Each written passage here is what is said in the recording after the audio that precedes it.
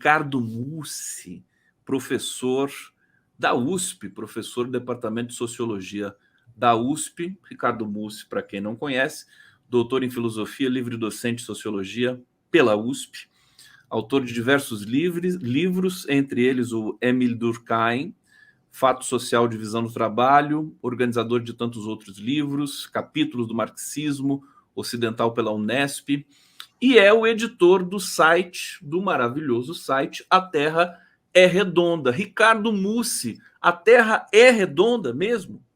Tudo bom? Ela é um pouquinho esférica, né? Bom dia, Gustavo, bom dia a todos. Ela tem esférica, mas o termo a Terra é redonda ganhou corações e mentes, né? E nós usamos no site para se contrapor ao terraplanismo que assolou o país nos últimos anos. O site pegou no breu, né? Tá super, é um sucesso, e a gente percebe que entra muito forte no debate. Eu conversei com o Scavone, que é o Arthur, teu editor ali também. É uma constelação de autores, né? São os autores mais importantes do mundo que escrevem no Terra Redonda. Como é que é organizar o site? Então, a minha tarefa como editora é receber os artigos, selecionar, padronizar, colocá-los numa ordem, numa sequência. Então, nós procuramos manter, né? Esse é um dos méritos do site. Ele tem até, sido ininterruptamente municiado de novos artigos. Nesses últimos anos, nesse último ano, né, mais precisamente, nós estamos subindo 5 artigos por dia. Então, nossos colaboradores são professores universitários, né, o pessoal da universidade, mas também ativistas, né, e personalidades públicas, né, gente que quer interferir no debate público, né. Com um perfil deliberadamente de esquerda, evidentemente, né, Mussi? Olha, eu não tive nenhum problema quanto a isso, porque Não? não recebi nenhum artigo que não fosse de esquerda, né? Mas nós somos um site plural, né? Então nós publicamos desde a extrema esquerda, né, pessoal do PSTU, até os liberais, né? Que são Sim, poucos, mas também às vezes existem. escrevem lá. Eles existem. Liberais antibolsonaristas, né? Existem, escrevem lá. O Terra Redonda fez tanto sucesso que o 247 tem um box especial para o Terra Redonda, em que a gente destaca ali os 3 artigos, né? 3 artigos principais. A gente vai Artigos. renovando todo dia. É muito bacana ter esse link com vocês. Diga, querido.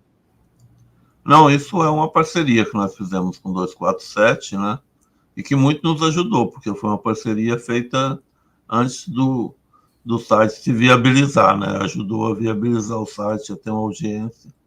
Nossa intenção inicial era municiar o site, os blogs de esquerda com material da universidade, porque não havia muito esse contato direto, né? Mas o site acabou se viabilizando por si, então agora ele Ricardo Mussi, só é uma para te dar um relato aqui, eu sempre fui leitor ávido de todos os jornais, e certamente, né, lia muito a Folha de São Paulo, assinava e tal, e você escrevia com muita frequência lá. Eu era um fã incondicional dos teus textos, te conheci através dos artigos na Folha, no Caderno Mais, e você continua escrevendo, colaborando com jornais, né? muito esporadicamente, porque É. os jornais não têm mais a abertura que tinham antes, nem para o pensamento de esquerda e nem para professores das universidades públicas. Então, eles fizeram uma tentativa, e a Folha foi o jornal que mais investiu nisso, de substituir os professores, tanto os que escrevem, os colunistas, quanto aqueles que são consultados nas matérias, de substituir os professores das universidades públicas por professores da universidades privadas. Então, não é por acaso que tem lá né, tantos colunistas do INSPER, da GV, etc. Né? Mesmo que alguns deles sejam, né, de esquerda, mas, né, Será que a imprensa convencional acha que as universidades também são antros de esquerdistas, maconheiros, Ricardo Mussi? Eu não acho que achem, né? Inclusive porque os jornalistas que estão, né, não só na Folha, mas nos principais órgãos de imprensa do Brasil, em geral, formaram-se na PUC ou na USP, né? Sim. Então, eles não podem achar isso, né? Claro, claro. Não, é porque vai na onda. Eles podem até endossar essa onda, né? Mas não. Na onda da extrema-direita e tudo mais. Ricardo Múcio, o Ricardo Múcio está lançando um livro sobre Marx, né? Deixa eu pegar aqui as Mais trajetórias. precisamente sobre o marxismo. Sobre o marxismo, desculpa, que não tem nada a ver com Marx, né? Marxismo e Marx são duas coisas diferentes, né, Múcio? Não, tem a ver, porque o marxismo se pretende continuação do legado do Marx. Mas E assim, foram. essa é a questão do meu livro. É a questão do teu livro. Deixa eu só trazer aqui o título correto do livro, é Trajetórias do Marxismo Europeu, publicado pela editora da Unicamp. Fiquei curioso aqui, porque você é professor da USP, está editando pela Unicamp, mas é óbvio que a editora da Unicamp foi esperta e foi lá e pegou o teu livro. Mussi? Não, é que a editora da Unicamp tem uma coleção dirigida pelo professor Armando Boito, que se chama Marxismo 21. Então já saíram mais de 10 exemplares, 10 livros dessa coleção. Geralmente saem 2 por ano. E o meu livro é o primeiro de brasileiro a sair nessa coleção. Então eu recebi um convite do Armando Boito para preparar esse livro. Então foi um livro que não foi nem eu que fui atrás da editora, foi a editora que veio atrás de mim. Um livro sobre encomenda? Foi isso? Um livro sobre encomenda. Né? Ô, gente, Porque antes eu da gente... pesquisava nessa área e o Armando, né, depois de ouvir uma conferência minha, me sugeriu a publicação do livro. O Múcio é um dos maiores especialistas em Marx, me corrija se eu estiver enganado, do Brasil e, por que não dizer, do mundo, porque o Brasil é grande, né, o Múcio? Tem muita gente aqui. Né? Tem muito marxista no Brasil, né, que resiste, né? Ainda existe, né, um núcleo de marxismo que está resistindo, né, em todos os ambientes, em todos os lugares, e se espalhou pelo país todo. Né? Mussi, antes da gente iniciar o nosso papo especificamente sobre o livro, eu quero destacar o seguinte: vocês estão vendo o fundo aqui do Ricardo Mussi, essa biblioteca aqui de fundo? Eu quero dizer o seguinte: isso é uma biblioteca, né? Depois eu quero tirar uma foto, viu, Mussi, dessa sua biblioteca, para eu colocar de fundo nas minhas lives depois, que é a biblioteca mais real que eu já vi numa live, porque ela tá ali os livros pequenininhos, todos encaixadinhos ali. Tá organizado, hein, Múcio? Parabéns, hein? Dá um trabalho organizar a biblioteca, né? Limpar, sobretudo. Limpar e tudo mais. E ler, né? Claro. Ô, Mussi, eu justamente queria entrar na primeira celeuma, se é que se pode dizer assim, do que moveu a escrita desse livro, que é quantos marxismos existem, né? Quer dizer, Marx, a quantidade de vertentes é de tal ordem que talvez seja um fenômeno único no mundo, né? Fala um pouco sobre isso para a gente e fala do teu livro, fala da estrutura que você concebeu aí para esse trabalho.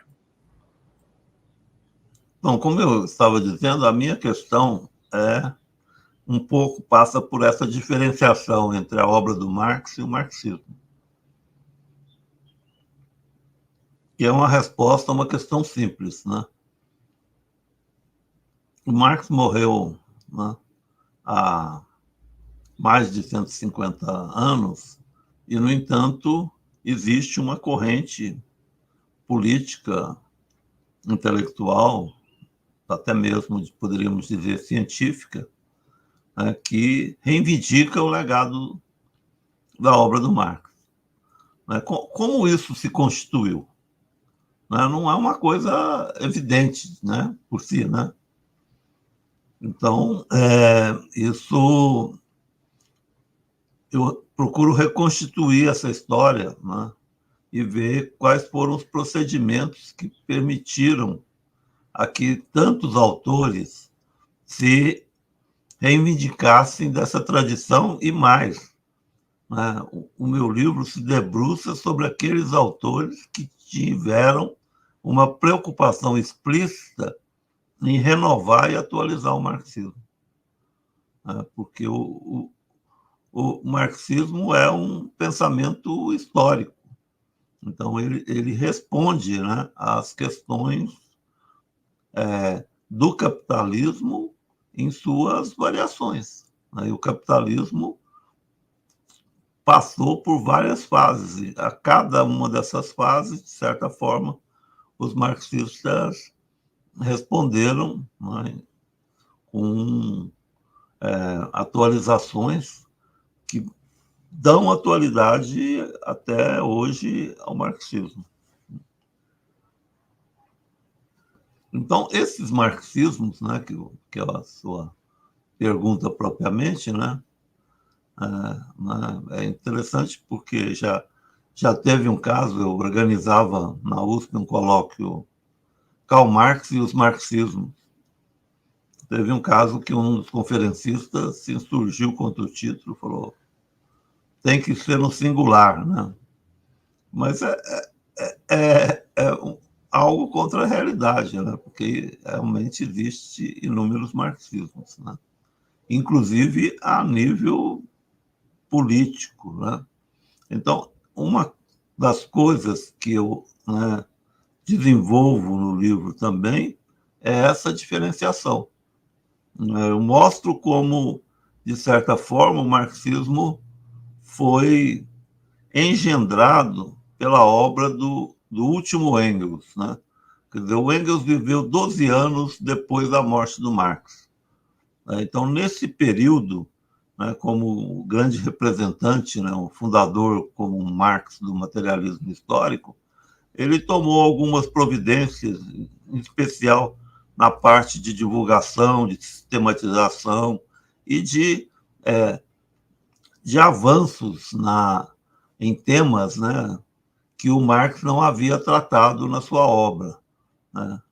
E isso se tornou, por assim dizer, uma espécie de paradigma, de modelo que veio a ser seguido depois, né, ao longo do século XX e até hoje, de certa forma, por todos os autores dessa corrente.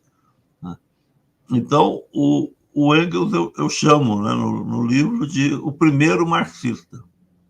Né? Tanto que o livro começa com a obra do último Engels, né, com o Anti-Düring, que é de 1878. Então, o marco temporal inicial do livro é essa data, né, a publicação desse livro, e a partir daí eu vou acompanhando os desenvolvimentos de diversos autores, sobretudo na Alemanha, porque isso se deu, né, muito na Alemanha durante o período da Segunda Internacional.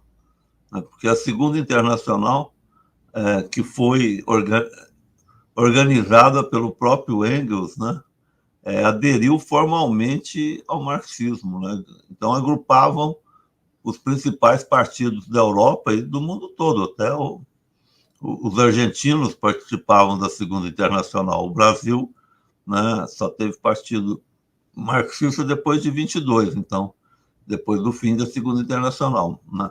Mas eles agrupavam partidos do mundo inteiro. E o modelo, de certa forma, era o debate na Alemanha. Então, é isso que eu acompanho no início, ali, logo depois do Engels, né? Aí, os nomes, né, principais são o Bernstein, a ala revisionista, mais à direita, o Kautsky, né? O Kautsky, que é um teórico de centro, né? De centro, e a Rosa Luxemburgo, que fez uma dissidência pela esquerda. Então, essa tripartição na Alemanha é analisada, então, e isso passa muito pela repercussão das revoluções russas. Nós tivemos a Revolução de 1905, né, que dividiu, né, a Segunda Internacional em alas, né, bem definidas, e depois a Revolução de 1917, que dividiu aí sim, né, entre os comunistas, a formação da Terceira Internacional, e os que continuaram na Segunda Internacional. Então, aí eu analiso um pouco o marxismo russo, né, nesse momento de fundação da Segunda Internacional. Tão interessante aqui ouvir o nosso querido Ricardo Mussi. Eu quero dizer para vocês que no finalzinho aqui do nosso papo eu vou perguntar um pouco sobre a cena política brasileira. Eu não vou deixar você sair daqui sem falar um pouco da nossa cena política, Mussi, mas eu quero lembrar aqui, eu estou aqui com a sua introdução do livro, né? O Eduard Bernstein, Kautsky, Georgi Plenakov, Rudolf Hilferding, Rosa Luxemburgo, Vladimir Ilyich Lenin, Karl Korsch, George Lukács e o Max Horkheimer. Deixa eu trazer comentários aqui. São os autores que você trabalha. Acho que só esses ou você ainda traz mais alguns depois? Não, são basicamente esses. Basicamente esses. Mas você deixou o Althusser de lado. Pois é, mas depois eu tenho um discurso no final, Perfeito. Que é um discurso longo sobre o marxismo ocidental. Deixa eu trazer então, aqui. Eu trato não de autores especificamente, mas de como foi construído a ideia de um marxismo ocidental, né? E de certa forma, aí trato de temas de autores, né? Porque o marxismo ocidental não só vigorou na Alemanha, mas também na França, na Itália e até na própria Inglaterra. Né? Ricardo Mussi. Nesse primeiro momento, né, eu trato aí da Segunda Internacional e da gênese da Terceira Internacional. E aí é um processo cujo centro, cujo núcleo é a Alemanha e a Rússia. E os alemães e os russos, né, tinham um intercâmbio muito grande nessa época. Os livros saíam ao mesmo tempo em russo e em alemão e vice-versa.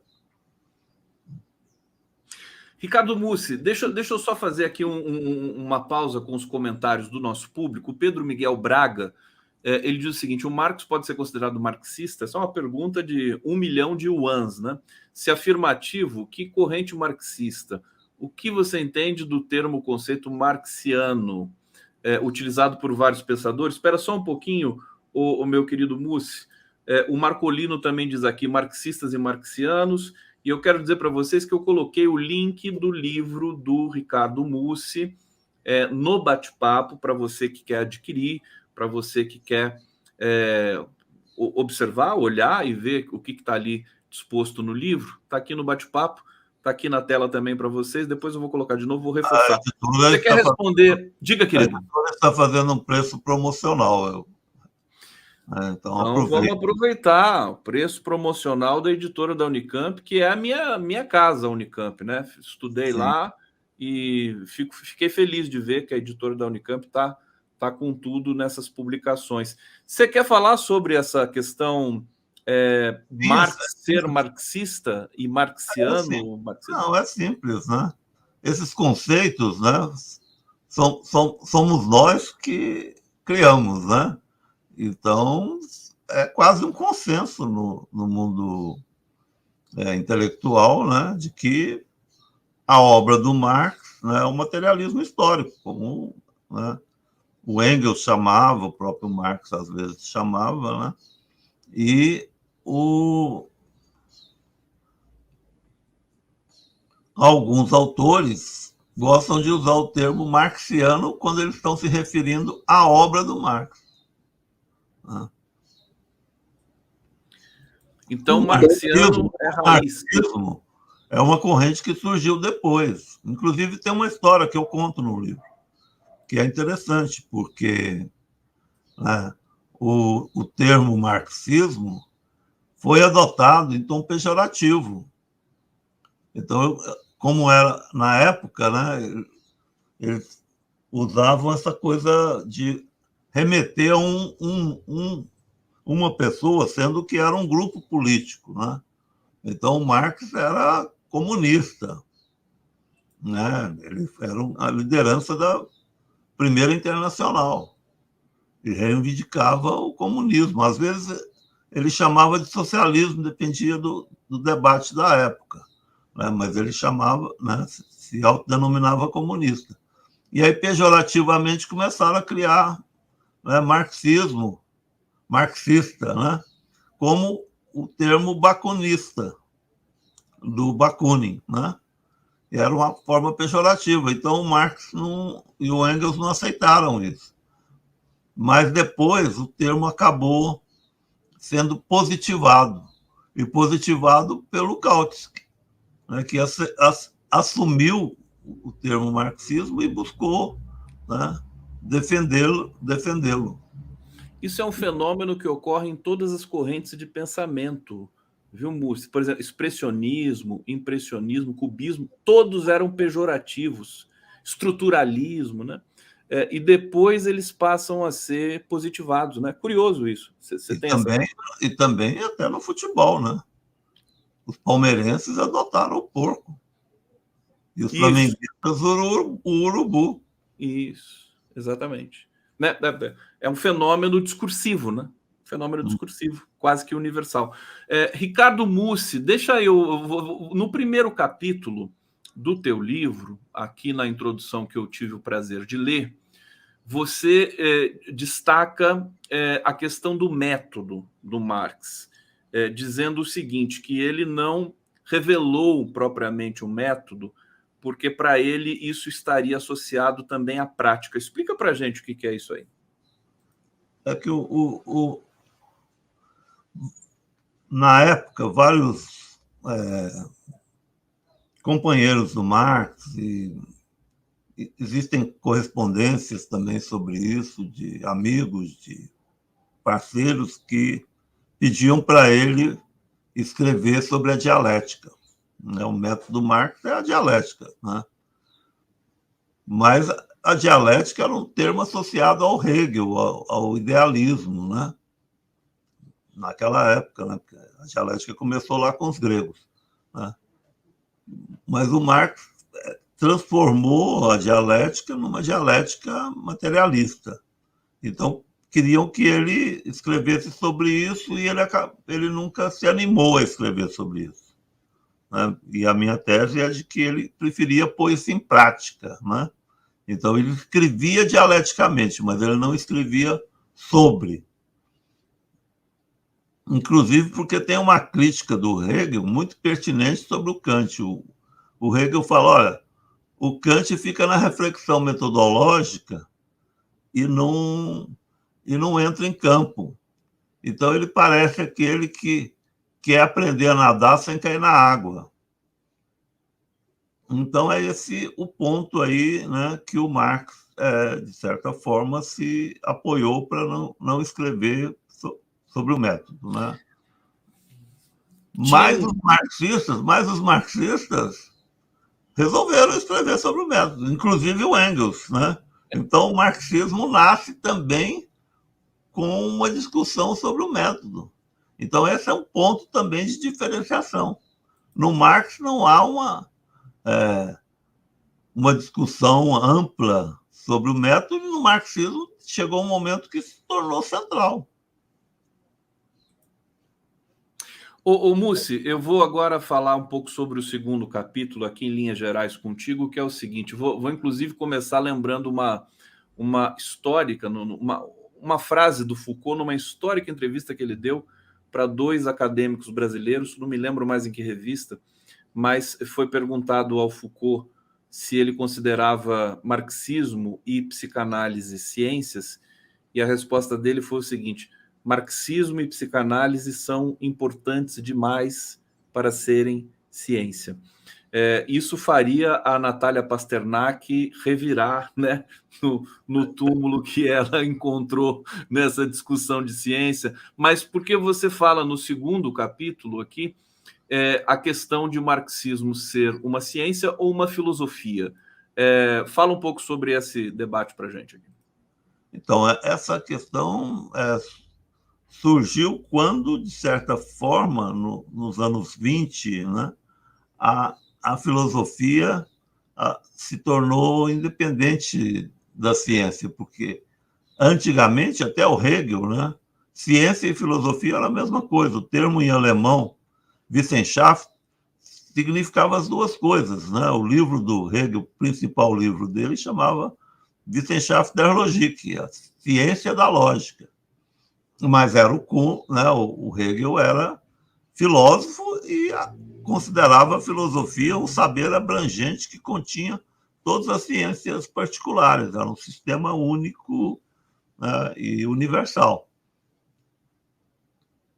Mas né, surgiu com a universidade, com a divisão do trabalho, as diversas ciências. A sociologia, a psicologia, as ciências humanas, como nós chamamos, né? E aí ficou essa questão: o marxismo né, é um saber próximo às ciências humanas ou é um saber próximo à filosofia, né? E a minha resposta, de certa forma, né, que eu vou acompanhando, mas eu acabo respondendo isso no final do livro com o Horkheimer, porque o Horkheimer dá uma solução definitiva para isso. Aí ele fala, olha, ela já começa com o Lukács, né? Porque o Lukács, em História e Consciência de Classe, vai dizer, né, que para o marxismo só existe uma ciência, a ciência da história. Que todas as outras são saberes auxiliares. Mas o Horkheimer vai dar uma definição mais precisa, né, quando ele fala, né, que o marxismo ele incorpora todos os saberes dessa ciência na medida em que ele é avesso à divisão intelectual do trabalho. Então, o marxismo procura não repetir essa divisão. E isso é impressionante como isso já está, por exemplo, na obra do Marx. Eu costumo dizer que, né, o Marx possuía um saber tão abrangente que os livros do Marx são estudados na filosofia, na sociologia, na política, na história, na economia, nas relações internacionais, no direito e, né, até na literatura. Então, Marx, ele é um dos criadores de discursividade, né? São pouquíssimos intelectuais no mundo, né? Eu me lembro que a gente falava na Unicamp, né, no curso de linguística, do Darwin, né? São 3, né? Seriam Darwin, Marx e Freud, né? 3 pensadores que fundaram pensamentos, né, organizados e que depois, né, foram se desdobrando por aí. Meu querido Mussi, você falou da ligação cultural entre Alemanha e Rússia, e isso me deixou muito interessado, muito curioso. Eu me lembrei aqui de que o Vladimir Putin tinha uma relação muito próxima com a Angela Merkel e que eles conversavam em alemão. Isso está na biografia do Putin. Vendo essa situação de hoje na Europa, Ucrânia, né, ali, essa guerra, o continente europeu também sob vários dilemas históricos, que análise que você poderia fazer à luz dessa escola de pensamento que você investiga há tanto tempo? A parceria intelectual entre a Alemanha e a Rússia, né, data do século XVIII, né? A Catarina, né, ela buscou atualizar a corte e a universidade russa, né, trazendo professores alemães, né? E também pela proximidade geográfica, né? Então, quando eles não estavam em guerras, né, os russos estudavam, né, passavam tempos na Alemanha. Dostoiévski, por exemplo, né, antes de se envolver lá, né, numa rebelião, né, que o levou à condenação à morte, passou alguns anos em Dresden, né, que eram, né, Dresden ainda hoje, né, uma cidade de grandes universidades, né, importante musicalmente, né, o Bach, né, morou lá, né, e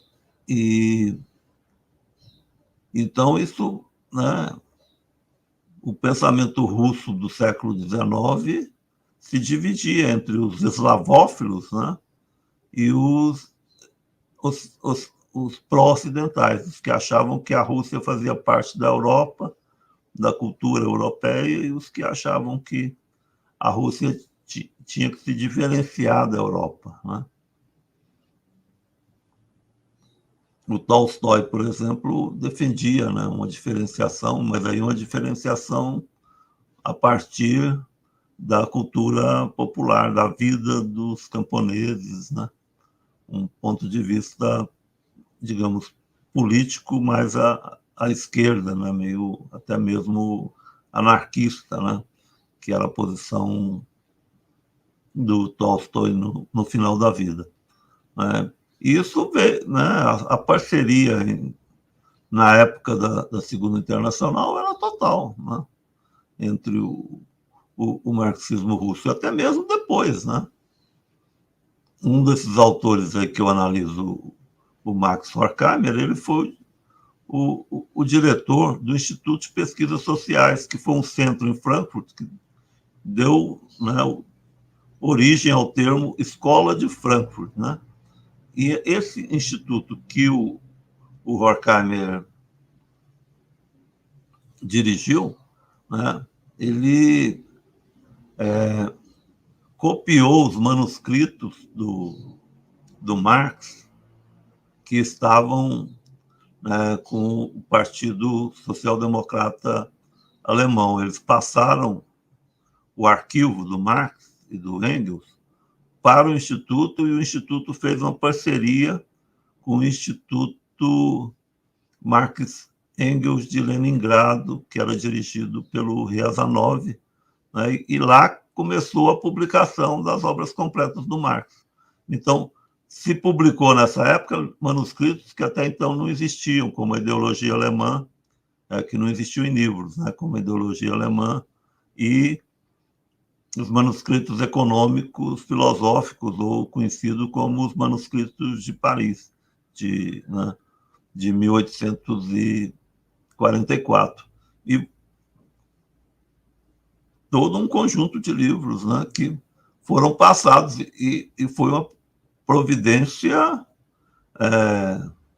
crucial, porque, né, quando Hitler assumiu o poder em 1933, uma das primeiras providências dele foi invadir a Universidade de Frankfurt, né, e colocar fogo no Instituto.